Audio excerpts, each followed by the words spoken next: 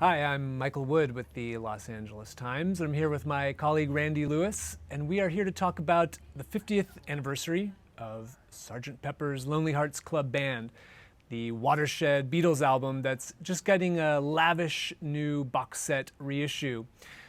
Randy talked to some of the people behind the box set. What's new here? What's the sort of impetus for this new box?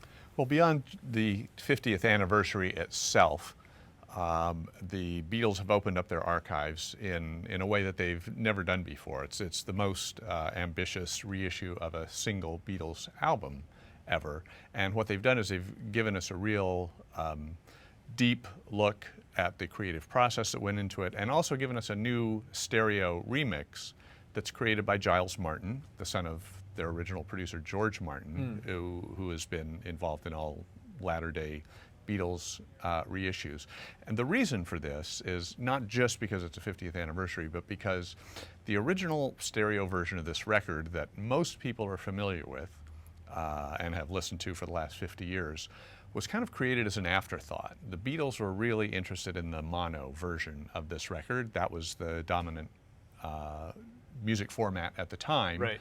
Stereo was an afterthought. And so just by way of comparison, the Beatles and George Martin spent 3 weeks mixing the mono version, and the stereo version was made in 2 days. Oh, wow. By a lot of the assistant engineers, and not with a whole lot of input from George Martin or the Beatles themselves. So that's what's important about this. Now, does this is sometimes kind of the thing where, as an average listener, you sort of wonder, would I even notice these changes? I mean, you've heard this whole box set. Is this new mix, really something you can pick up on? It's really striking in a lot of ways, and I think people who have listened to it closely at all will notice differences. There are some that are more subtle than others. There are some tracks where the Beatles messed with the playback speed in the mono version, and that wasn't carried over in the stereo version. So those will be some of the most obvious things. But to me, what happened was with the stereo version originally, it's kind of an awkward creation where vocals would get separated from the instruments and they'd be placed strangely. Not what the Beatles and George Martin would have done if they were putting a lot of time and attention into this. So my feeling is what Giles Martin has done is created the version that George Martin and the Beatles would have done if they had cared about stereo 50 years ago. Well, so let's talk a bit about the impact of Sgt. Pepper.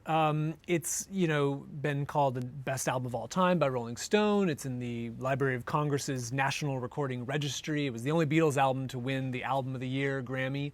I think it's clear in retrospect that it was capturing a moment. It's sort of a bridge album for the Beatles in some way between the early sort of very energetic rock and roll Beatles and the later real experimental stuff that we saw on the White Album and Abbey Road. For me, though, the songs aren't really as great as you find on a lot of the other Beatles albums. If we're just talking songs, I find a lot more energy and a lot more great catchy tunes on other records. What's your take? Where does Sgt. Pepper stack up for you? For me, it's not my favorite album that I would say this is my favorite high watermark Beatles album. I think there are others that are stronger musically, and I would turn to Abbey Road, Revolver, Rubber Soul, maybe.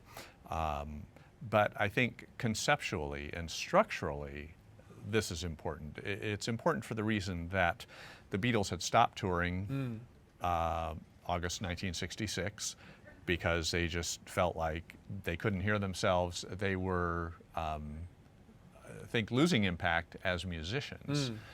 So they said, we're stopping touring, we're just going to focus on making records and see what we can do there without the consideration of what we have to play live.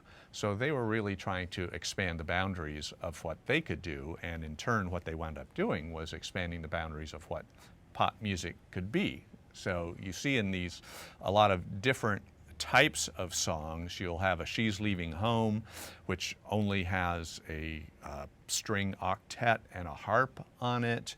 You have George Harrison's Within You Without You, which is really not just bringing the sound of Indian music into a pop album, but the structure of it as well. You have When I'm 64, which is this old-time British music hall song. Yeah. You have kind of garage rock with a really stinging Sgt. Pepper song, and then you have this glorious, epic finale in A Day in the Life. So structurally, they were really expanding on what pop music could be. There you have it. Sgt. Pepper, back to here again in all of its splendor. This is Randy Lewis, Michael Wood with the LA Times. For more, you can go to latimes.com/music.